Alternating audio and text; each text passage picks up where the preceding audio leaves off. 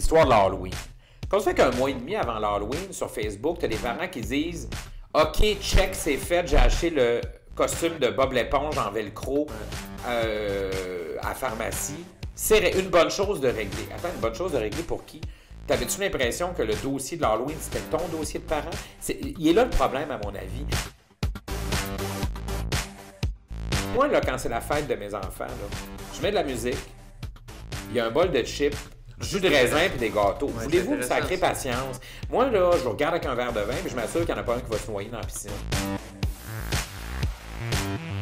Comment ça se fait qu'il faut que tu payes 600$ un magicien qui arrive avec des lapins, puis des reptiles, puis 2 assistants dans ta cour pour penser que la fête de ton enfant en dessous de ça va être moins hot? Je comprends pas ce concept-là.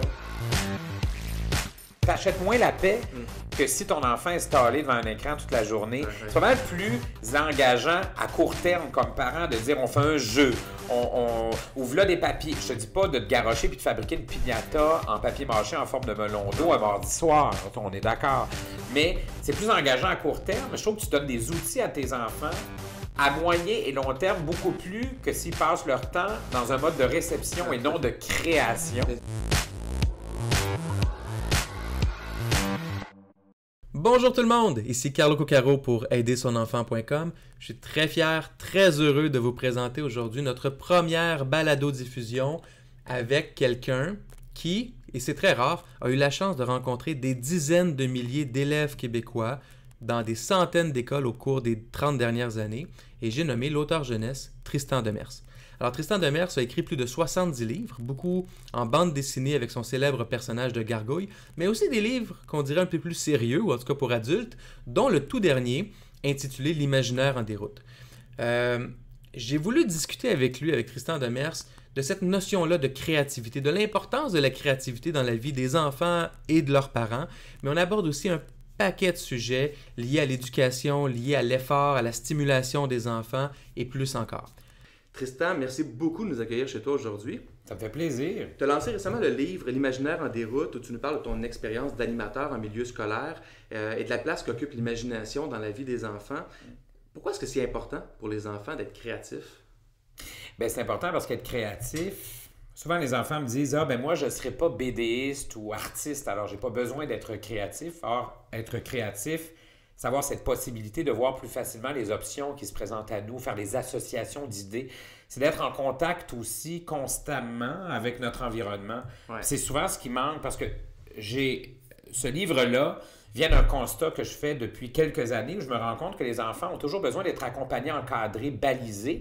C'est comme si quand ils sont lâchés lousses, il y a vraiment une difficulté, il y a une spontanéité qui est propre à l'enfance que je ne retrouve plus, que je voyais avant. Et ça m'a alerté. Je n'ai pas la prétention d'être un psy ni un spécialiste d'imaginaire chez l'enfant, mais j'ai suffisamment de métier pour faire un constat. J'avais envie d'en parler juste, ne serait-ce que pour susciter la discussion, pour en jaser officiellement. Ouais, parce que dans le fond, tu as été le témoin de cette évolution-là des enfants, dans tes yeux à toi, des 20-30 dernières années avec tes visites dans les écoles. Qu'est-ce que tu vois qui est plus différent ou qui est le plus changé entre les enfants d'aujourd'hui qui ont 8, 10, 12 ans dans les écoles primaires aujourd'hui versus leurs parents qui, il y a 30 ans ou 25-30 ans, étaient eux-mêmes sur les bancs d'école? Quelle est la plus grande ou les plus grandes différences que tu as observées? Bien, c'est-à-dire qu'on dirait qu'il y a moins de scission entre l'univers de l'enfant et celui des parents, un peu comme si le parent, là, que j'appelle hélicoptère, ou qui entoure l'enfant de papier bulle, un peu pour le protéger ou pour surveiller un peu ce qui se passe et quels sont ses acquisitions, ses jeux. C'est comme si l'enfant n'avait plus cet espace qui lui appartenait, en tout cas moins qu'avant.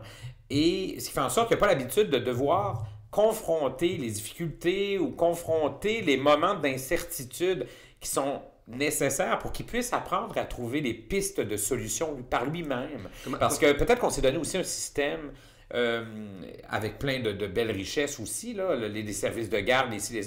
Il y a des enfants qui sont dès 7 h le matin jusqu'à 18 h complètement encadrés dans des écoles où il y a même des récréations qui viennent avec un animateur. J'ai vu ça, moi. T'inscrire à tes récréations animées. On peut-tu le donner, ce 10 minutes-là de jeu libre et d'un espace nécessaire qui est propre à l'enfance que j'appelle l'ennui. Je trouve que de s'ennuyer, c'est un plus. As-tu un exemple de ce que tu voyais il y a 20-30 ans qui illustre bien ce que les enfants pouvaient faire beaucoup plus facilement dans la cour d'école versus maintenant, juste dans la cour d'école ou en classe ou à la maison. Ben, tu vois, je fais un exercice avec eux où on dessine sans gomme à effacer et c'est la panique. Ah oui? Et c'est pas le « Ah, OK, c'est un beau défi », c'est pas ça. C'est la panique. Il y en a qui ont les yeux pleins d'eau, la lèvre qui tremble. Ben, juste à l'idée de ne pas avoir le contrôle sur ce qu'ils font parce qu'ils ont l'impression qu'ils ont besoin de la gomme à effacer parce qu'ils se trompent tout le temps. Mais en fait, ils ne se trompent pas. C'est que 95% du temps, c'est juste qu'ils font un trait, mettons, en dessinant, qui n'était pas prévu au départ. Et ils ont de la difficulté à le tolérer. En fait, je pense que ce qui résulte de tout ça, ou ce que je vois, c'est la difficulté à tolérer l'imprévu. Et ça se retrouve dans le quotidien quand ils jouent, puis ça se retrouve sur papier. Parce qu'en fait, si tu as prévu dessiner une petite fraise avec 2 yeux, un nez et une bouche, mais que tu fais un trait de trop, si tu es pogné pour le transformer sans devoir l'effacer, tu vas peut-être ajouter d'autres traits pour lui faire des cheveux longs. Mais ces cheveux longs-là, à ta fraise, vont peut-être t'amener à te dire « Hey, on dirait une chanteuse rock ». Et finalement, lui ajouter un band de fruits qui joue complètement ailleurs. Puis moi, ce que je trouve intéressant, c'est quand ton dessin en bout de piste ne ressemble pas à ce que tu avais prévu faire. Or, l'enfant avec une gomme à effacer va toujours se ramener à son cadre premier. D'abord, il va avoir de la difficulté à plonger dans l'inconnu sur sa feuille blanche parce qu'il se dit « Ça me prend mon idée au complet avant de démarrer », ce qui est faux. Ça te prend juste un flash. Puis c'est en dessinant que ton trait t'amène à autre chose. Fait que je le vois vraiment dans l'espèce de lâcher-prise qui n'est pas là. Ils ont l'impression de devoir... D'abord, il y a ce souci de performance qui est lié au regard de l'autre. Et ça, c'est arrivé avec les réseaux sociaux beaucoup et les écrans. Ça, je m'en rends compte. Oui, mais de quoi je vais avoir l'air de quoi? Tu sais, c'est quoi la règle? Les écrans, c'est intéressant parce que les enfants, probablement, jamais été aussi stimulés que maintenant. La télé, les iPads, les ordinateurs, les jeux vidéo et les jouets, entre guillemets, éducatifs. Donc, des jouets qui font de tout. Là, y compris jouer pour l'enfant. Y compris jouer pour l'enfant. Mais cette stimulation-là, toi, est-ce que tu fais un lien entre cette stimulation ou cette surstimulation-là et la difficulté que les enfants d'aujourd'hui auraient à créer leur propre imaginaire? Ben, en fait, on parle de stimulation, mais tu remarques que tout ce que tu nommes, ça place l'enfant dans un mode de réception, à la limite passif. C'est vrai. Alors, le développement moteur, la motricité fine, je vois les enfants, même en maternelle, qui ont plus de difficultés qu'il y a 15 ans, par exemple, à travailler avec le ciseau, avec la colle en bâton, avec les éléments du... C'est comme si dans l'espace, ils pouvaient moins placer ses affaires parce qu'il y a beaucoup devant l'écran. Mais il y a beaucoup devant l'écran. Alors, il y a des enfants dans certains milieux qui vont passer jusqu'à 4 heures d'écran par jour, même en semaine. Alors, je ne sais pas s'ils dorment ou s'ils se couchent à minuit. Ça doit affecter leur sommeil. Il y en a qui mangent, qui dès le matin déjeunent en regardant la télé, mais pendant ce temps-là, tu n'es pas en contact avec ton environnement, tu es moins dehors. Donc, tu joues moins dehors. L'histoire t'est racontée dans un format qui est délimité. Donc, tu n'es pas en état de création du tout. Il y a ça, puis aussi le fait que pour être capable d'inventer et de trouver des idées, il faut que tu aies une diversité dans ta semaine d'activités. Or, si ton activité, c'est d'être assis avec un sac de chips devant la TV ou l'écran, peu importe, c'est correct de faire à dose normale. Mais ça fait que si tu n'es pas sorti dehors, tu n'es pas allé au parc, pour toutes sortes de raisons. Il y a l'écran qui te retient, mais aussi le fait que le parent a l'impression que si tu vas au parc, il a l'impression qu'il faut qu'il t'accompagne. Alors qu'avant, l'enfant pouvait jouer toute la journée dans la ruelle ou au parc, puis tu rentrais avec ton vélo. Quand ta mère criait, viens souper. La notion de danger. De danger, bien oui, il y a ça aussi. Tout le monde a peur d'avoir peur à l'école ou à la maison. Exactement. Le parent qui encadre aussi. Je m'inclus là-dedans dans le sens où je suis pas parfait, puis là, j'ai l'air du gars qui dit c'était mieux dans mon temps, puis c'est pas ça. Non, t'as quel âge? C'est que... ça, on dirait que j'ai 92 ans. Mais je suis pas en train de dire que c'était mieux. Je suis en train de... Moi, je me base sur des faits, sur une observation de faits. Je suis pas en train de dire... Il y a peut-être de la perception là-dedans. Mais on vit dans un monde de perception de toute façon. Puis si tout le monde... Mais tu as été le témoin de centaines de milliers d'enfants-là. Quand il y a un beau week-end d'automne, le lundi, je demande aux enfants qui est allé dehors. J'ai 2 mains sur 30 qui se lèvent, tu sais.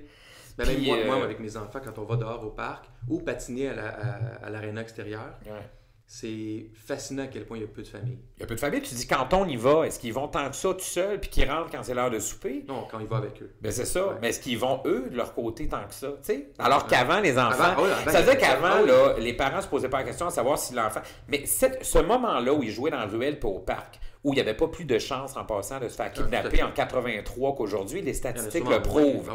Même que le maniaque qui est derrière son ordi, il ne se présente pas avec un sac de bonbons puis un chaton dans un parc. C'est dépassé comme approche. La façon d'éviter les maniaques, c'est d'aller au parc maintenant. Ben pratiquement, oui, lâche ton écran, c'est ça qui est absurde. C'est ça. Ils sont dans l'écran parce qu'ils ne peuvent pas aller au parc parce qu'on a peur qu'un pédophile sorte d'un buisson alors qu'il se trouve justement derrière l'écran. Fait que c'est le temps d'y aller au parc. C'est ça, ça n'a jamais été aussi sûr qu'aujourd'hui. C'est absurde, oui, c'est ça. Tu vois-tu comment on est vraiment... Oui, mais parce qu'avec les réseaux sociaux, quand il y a un enlèvement d'enfants, on entend parler pendant 2 ans ou 15 minutes. Canal de nouvelles aussi, Et voilà, on est dans la nouvelle en continu, puis on vend de la copie là-dessus, ou en tout cas on fait, je dirais pas de la copie, mais des clics sur des nouvelles comme celle-là qui amènent des clics, qui amènent du... Les jeunes sont beaucoup aussi à consommer ces histoires-là, ces nouvelles-là et les réseaux sociaux, puis probablement que ça affecte aussi leur capacité à... Encore, ils subissent les histoires plutôt que d'essayer d'en inventer des histoires? Bien, ils sont pas beaucoup dans un mode où ça doit partir d'eux pour aller vers l'extérieur. Ils ramènent ce qui est à l'extérieur vers eux. On le voit beaucoup, puis je parle beaucoup avec des profs où c'est difficile parce qu'il y a toujours la notion de c'est quoi le règlement? Oui, mais comment ça marche? Dis-moi quoi? Puis on est beaucoup avant, là, je voyais des enfants qui me disaient je fais ça comme ça, qu'est-ce que t'en penses? Ou je fais ça comme ça. Maintenant, on est beaucoup dans le c'est-tu correct? C'est-tu correct? On est dans l'enfant veut valider l'idée que ce qu'il fait rentre dans une norme, dans un moule. Est-ce que c'est correct selon le standard? Je suis dans le game quand je décide comme ça ou quand je fais tel bricolage de cette façon. Au lieu d'être dans l'expression de soi, moi je lui dis, écoute, 2 x 2, ça fait 4. Si tu écris 3, tu te trompes dans ton examen. C'est une science exacte, c'est des maths. Mais que tu me dessines un éléphant rose qui danse du ballet jazz, mais qui a des cheveux frisés ou pas, il n'y a pas de c'est-tu correct ou pas. C'est ton imaginaire, ça part de toi, tant que tu ne le copies pas dans une émission que tu as vu, un jeu vidéo, un jeu à la mode, puis que tu as mis l'effort. Moi, c'est la notion d'effort que je travaille avec eux. Parce qu'ils veulent une instantanéité dans le résultat. Oui, c'est vrai. Ça, c'est une autre affaire. Il y a bien des affaires. Là. On vit dans un monde d'instantané, donc ça a un impact sur leurs efforts et sur leurs attentes qui doivent être beaucoup... Les résultats doivent être beaucoup plus rapides que probablement les générations précédentes. Oui, parce que je les sens beaucoup plus impatients quand je fais un travail. Une BD, ça demande du temps. Structure narrative, développer un scénario. Puis là, à un moment donné, là, après 20 minutes, là, la BD n'est pas finie. Là, il y en a qui lâchent prise, il y en a qui abandonnent rapidement. On passe aux choses. Tu sais, on switch, on zappe, on flush, appelle ça comme tu veux. Là, mais... Dans ton livre, tu critiques aussi beaucoup la place de l'imaginaire à l'école. Dans la mesure où, est-ce que l'école aide les enfants à être créatifs? Est-ce que la créativité, encore là, c'est pas nécessairement inné. Il y a une façon d'améliorer sa créativité, il y a une technique. Puis, est-ce que l'école encourage assez l'imaginaire et la créativité chez les enfants? Il y a plusieurs personnes qui doutent de ça. Vous avez la chance d'aller voir une conférence TED de Sir Ken Robinson. Il parle beaucoup de l'école comme étant conçue comme une usine. Dans le fond, on demande aux enfants d'appliquer pour ensuite devenir un ouvrier sur une chaîne de montage. C'est parce qu'on achète un peu la paix quand on donne au service de garde à l'enfant une page photocopiée d'un livre à colorier Jumbo de la Reine des Neiges acheté au Walmart. Parce que tu lui donnes 2 crayons de cire, il colore, bon, tu viens d'acheter 15 minutes de paix, tu sais. Tandis que de dire, allez-y, c'est l'œuf et la poule. Parce qu'en disant, allez-y, invente quelque chose, là, tu as le 3/4 des enfants qui vont dire, oui, mais quoi, c'est quoi la règle, je ne sais plus, parce qu'ils ne savent plus ou moins comment inventer. Fait que là, tu es pogné pour répondre comme éducatrice avec ton... Puis là, il faut que tu gères, tu sais, ils ont leur walkie-talkie, là, puis c'est fou, là. Fait que là, tu dis, bon, tu sais, c'est ça l'affaire, c'est que puisqu'on a réduit aussi les budgets en art plastique, les enfants créent avec moins d'outils. Tu sais, on m'a dit, il y a une limite à ce que tu peux faire avec 2 bâtons de popsicle. Là. Je veux bien que tu aies de l'imagination, mais bon. Fait qu'ils ont réduit aussi sur le matériel, sur la période, sur l'espace. Tu as combien de profs maintenant qui doivent faire les arts plastiques, même s'ils n'ont pas... La majorité le font en classe. Voilà. Bon, on est plus près du bricolage en papier de construction que d'explorer Dali avec du plâtre. Parce que le spécialiste a été flushé, parce qu'ils ont coupé le budget. Donc, la pauvre prof qui fait ce qu'il peut, mais qui, la dernière fois qu'elle a fait du bricolage, avait 11 ans. Là. Puis si tu étais 44. Tu es le parent de 4 enfants, dont certains plus jeunes d'âge primaire. En tant que parent, quel conseil tu aurais donné aux parents d'aider son enfant.com pour les aider à avoir des activités amusantes et en même temps stimulantes pour la créativité, qui ne sont pas tout cuits dans le bec pour leur enfant?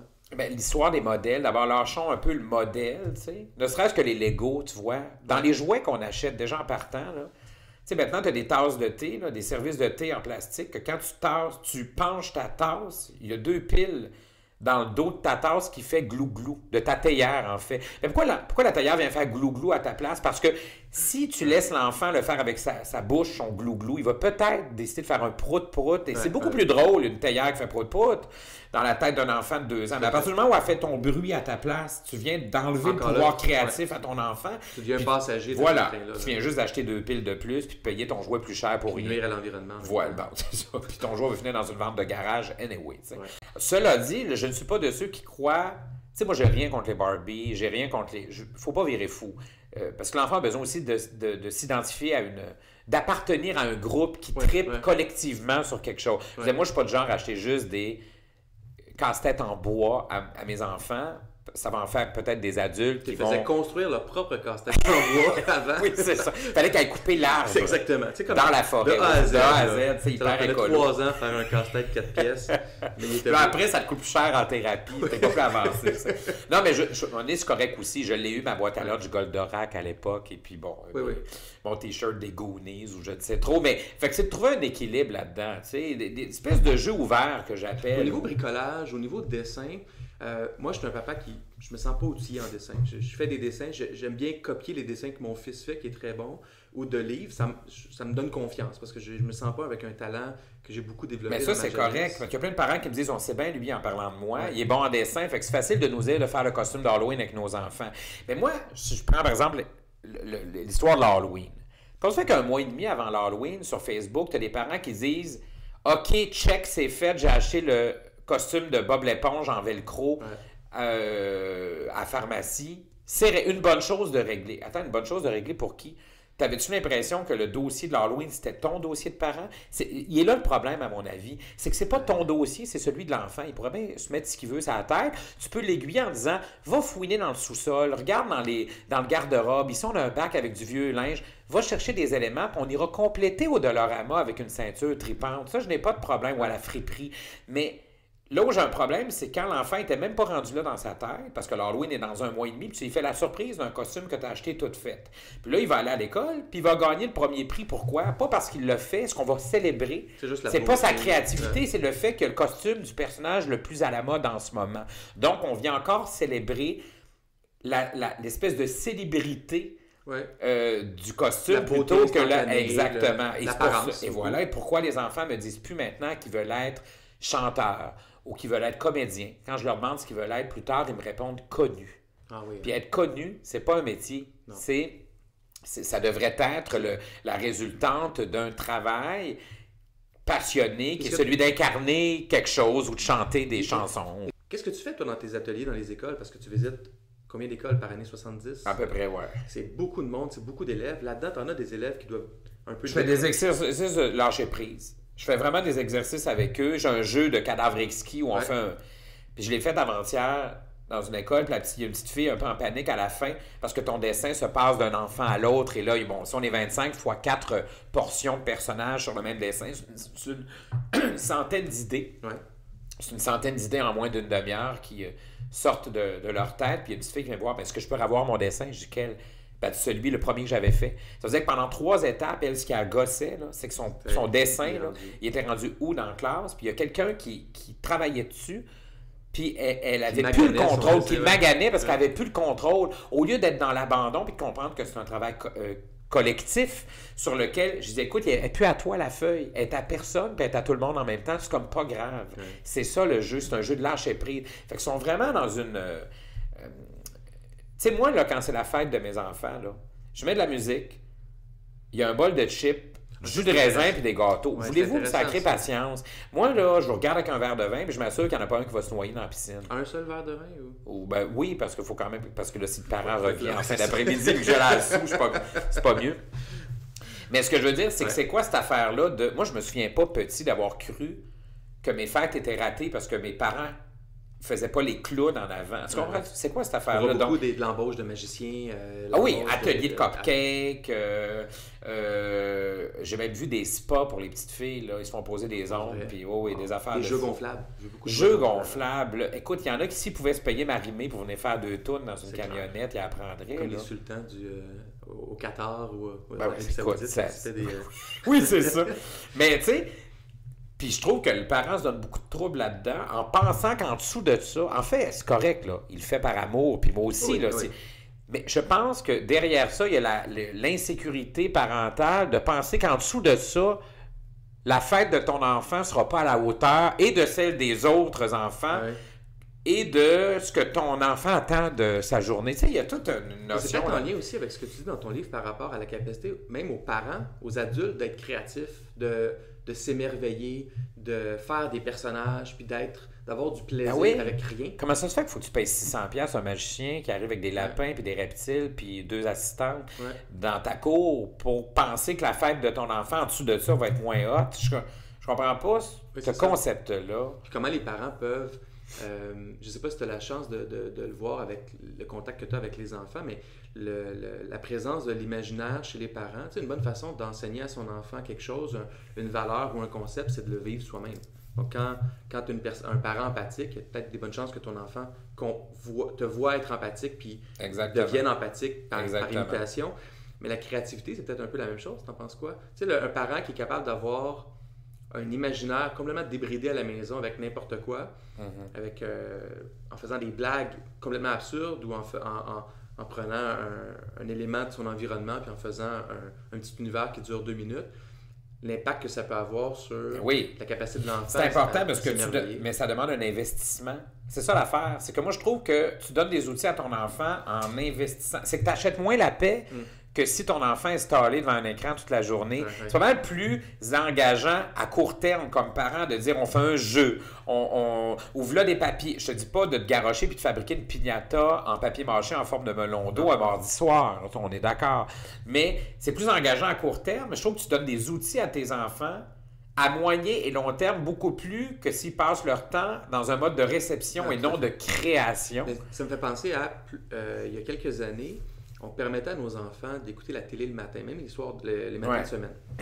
Puis je trouvais très, très difficile la routine du matin, là, de se préparer. Puis, t'as-tu coupé ça? On a coupé la télé le matin. Ça a été peut-être 1 ou 2 semaines de... Sevrage. Oui, de sevrage. J'allais dire de chialage, mais sevrage, c'est le bon mot. Là, de mélange de chialage, puis de je sais pas quoi faire, puis de... Et depuis, moi, je ne reviendrai plus jamais en arrière parce que depuis, j'ai des enfants qui nous regardent, nous sourient. Ils sont très souriants de nature, mais ils ne sont pas quand ils sont devant la télé. Là. Ben oui. Ben moi, j'ai trouvé dictateur. Moi, c'est du lundi au jeudi. Ma fille n'a pas de télé. Okay. Les plus vieux, c'est difficile. Secondaire 3, 5, ils font leurs devoirs. Ils sont en contact. Même les profs leur écrivent maintenant par courriel ou via le portail de l'école sur lequel ils doivent déposer le soir leurs travaux. Bon, c'est des jeunes adultes ou presque. Là, rendus à 16 ans, à un moment donné, je ne peux plus. Bon. Mais je me suis rendu compte que ma fille, du lundi au jeudi, parce qu'on est à une époque où 24 heures sur 24, il y a toujours quelque chose à regarder. Fait que peu importe à quelle heure je tire la plug, je suis toujours en train de couper une émission de toute façon. Je me suis rendu compte que elle prenait ce temps-là entre le jeudi puis le lundi puis le jeudi pour, une fois les devoirs, le souper, le bain, tout ça fait, pour démarrer quelque chose. Alors, ça peut être un peu de Lego, ça peut être lire, ça peut être bricoler. On est allé au Dolorama acheter des toiles avec des pinceaux, ça. Mais là, ce qui est drôle, c'est qu'entre le vendredi et le dimanche, elle a le droit de regarder l'écran. Mais sais-tu quoi? Elle ne fait pas tant que ça parce qu'elle a hâte aussi de continuer ce qu'elle a démarré. Fait que c'est encore là une question de... À partir du moment où tu permets à l'enfant, où tu l'obliges à diversifier ses activités récréatives, bien, spontanément, l'enfant va y revenir aussi parce que oui, il y a un peu de télé, mais à un moment donné, elle va dire, sais-tu quoi? Ah, c'est un peu plate. Ou finalement, ben oui, il y avait aussi ça que je voulais... Fait, je pense que c'est un bon rôle de parent aussi, mettre ces limites-là, parce que si on fait juste ce que l'enfant veut faire, encore là, ces écrans-là, tout écran confondu, sont conçus pour être des drogues, sont conçus pour exactement. Je suis pas anti-écran, mais ça me demandait l'investissement. Ça me demandait l'investissement d'y aller au magasin $1, acheter du stock pour se faire des toiles. Là. Il a fallu aussi que je le prenne ce temps-là comme parent, mais je trouve que c'est un investissement de temps à bonne place. Alors que c'est pas vrai que je suis obligé de l'accompagner dehors, faire un fort. Si elle reçoit ses amis, elle fera bien son bonhomme de neige sans que le parent soit autour, nécessairement. Mais amène-la au magasin à $1 et acheter le matériel qui lui permet de s'amuser et d'être créative hors de l'écran, entre tel et tel moment de la semaine que tu délimites pareil. Oui, puis ça peut venir avec les encouragements. Tu sais, cet encadrement-là qu'on donne à l'enfant de « Regarde, vas-y, puis je vais venir t'aider dans 5 minutes. » Oui, on vient compléter le bonhomme de neige. On va aller chercher des trucs, comme tu dis, chez Dolorama. Ou vas-y, puis je vous fais une collation de chocolat chaud quand vous revenez. Voilà, on fera un selfie avec mes garçons, ça fonctionne très, très bien. Ça, cette mini-récompense-là, mais qui récompense un comportement qui est très, très Alors que positif. les parents qui vont dire finalement, va donc devant l'écran parce que j'ai pas le temps de t'accompagner pour faire un bonhomme de neige. C'est quoi cette idée-là de penser encore que le dossier du bonhomme, c'est ton dossier parental? Je trouve qu'on se met tout le dossier qui jadis était de la sphère de l'enfant sur le dos, Ouais. puis qu'après, on se demande qu'on est à bout. Je te reviens avec la notion des jouets, puis on va terminer après. Je pense que j'ai l'impression, comme société, on n'a jamais été aussi ouvert face aux différences sexuelles. C'est plus genré que jamais, même si c'est moins hyper sexué. C'est-à-dire qu'on a l'impression que les gars... Va chez McDo, par exemple, où ils te demandent si tu veux un jouet gars ou fille. C'est assez récent, ça. Fait que ma fille a dit, je veux un jouet de gars. Un joyeux festin de gars, parce que le joyeux festin de fille, il est plate. C'est une figurine, il faut que tu y brosses les cheveux. C'est un jouet passif. Le jouet qui est dans le... qui amène à quelque chose de plus compétitif, qui est plus dans l'action, dans le développement moteur, qui est dans le moteur global, là, qu'on lance, qui retrousse, qui revole, qui saute, qui jump. C'est toujours le jouet de garçon. T'sais. Fait que ça m'énerve un peu, ça. Puis c'est sûr où ça m'a choqué, moi, c'est quand il y a 2 ans, je suis rentré dans une boutique de jouets. J'ai demandé pour ma fille qui voulait un microscope. Okay. Puis le gars me dit, c'est des jouets de gars. Du côté des jouets de gars, le microscope. Attends, c'est quoi l'affaire, là? Tu peux plus regarder un insecte avec ton microscope. C'est une fille, à moins que le microscope soit rose, j'imagine, avec des brillants. Tu sais? Oui, mais avec moins puissant. Ça va être... Mais c'est ça. Oui, parce que ça va être fait pour regarder des fleurs. Mais tu sais, c'est un peu insultant. Tu fais, voyons, c'est quoi l'affaire? Je pense que les filles qui adoptent des, entre guillemets, jouets de garçons, c'est peut-être moins mal perçu que des garçons qui adoptent, entre guillemets, des jouets de filles. C'est exactement pour ça. Est-ce que tu le vois dans les écoles? Je le vois dans les écoles. Puis tu vois... Des garçons qui ont peut-être un plus grand intérêt vers les dessins. Parce que il y en a des garçons, par exemple, qui vont dessiner beaucoup de personnages mais ils vont être ostracisés beaucoup plus que l'inverse. Ah oui, hein? C'est pour ça, tu sais que c'est pour ça que Disney, c'est une des raisons pour laquelle Disney a racheté la licence de Star Wars. C'est que le succès des princesses Disney a été tel qu'ils se sont rendus compte que le ratio garçon-fille commençait à changer dans les parcs d'attractions. Okay. Puis à partir du moment où tu n'as plus du 50-50, mais que tu as, mettons, 54% 46, donc 54 filles, 46, mais si tu as un gars puis 2 filles, mais que ça devient dans la tête... Dans l'imaginaire collectif, si on a l'impression que c'est un parc girly ou un parc de princesses, mais tu n'iras pas si tu as 2 filles et un gars, parce que ton gars ne voudra jamais accepter dans un parc de filles. Tu ne vas pas dépenser 1000$. Mais la fille ferait l'inverse sans problème. Exact, tu comprends-tu? Fait qu'ils ont racheté la licence de Star Wars essentiellement pour être capable de rentrer Star Wars dans les parcs et de ramener le ratio. Voilà, et de ramener le ratio garçon-fille à parité.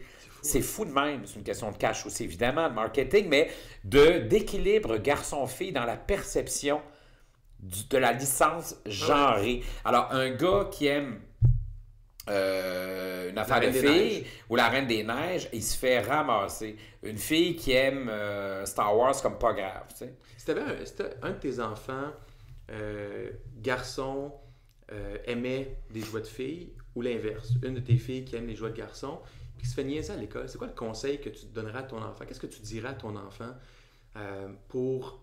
Je sais pas c'est quoi, est-ce que le but c'est de l'immuniser? Est-ce que le but c'est... Écoute, je vais te répondre quelque chose que je vis un peu, parce que ma fille est un peu tomboy, puis quand on achète du linge, même ses pyjamas puis ses vêtements, elle va du côté des garçons.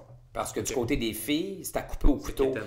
Mais on est dans la licorne, le cœur, la paillette, le papillon. On est vraiment là-dedans. Puis, c'est-à-dire que tu as peu de variété, tu as peu de diversité de couleurs. D'abord, on est dans le mauve, le rose. Encore... Les grosses chaînes, c'est ce qui impose aux fillettes en ce moment.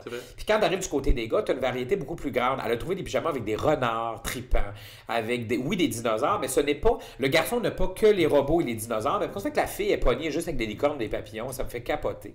Fait que ma fille... Dans sa façon de s'habiller, elle a des Doc Martens, ma fille de 9 ans, là, elle a un côté... Des tatouages dans le visage. Non, quand même. Piercing. Non, vous savez, ça demeure une fille de cheveux blonds et tout, c'est rigolo, mais elle assume son côté tomboy. Mais une fille qui assume son côté tomboy, de par le fait qu'elle soit un peu tomboy en s'habillant en gars, absolument, elle a un sens de la répartie qui va avec. C'est pour l'inverse où ça me fait peur, moi. Parce que moi, je me suis fait traiter de fif beaucoup parce que je jouais du violon, je faisais du fusain, puis j'étais pas bon du tout en sport. OK. Comment tu as vécu ça? Ben moi, j'étais bon en art plastique, je me reprenais là-dessus. Mais à l'école, c'est pas... À l'école, c'est difficile. Pour un garçon, la fille qui est la boy of the... Comment on appelle ça? La one of the boys. One of the boys. Ça marche. C'est le gars plus féminin dans ses intérêts que l'on associe, hein, je le dis entre guillemets, qu'on associe à quelque chose de plus fille. Lui, s'il n'y a pas la répartie... Quel conseil tu donnerais au petit Tristan de 8, 10, 12 ans, là, que tu sais à travers quoi t'es passé dans... En même temps, c'était une autre époque. Je sais pas comment...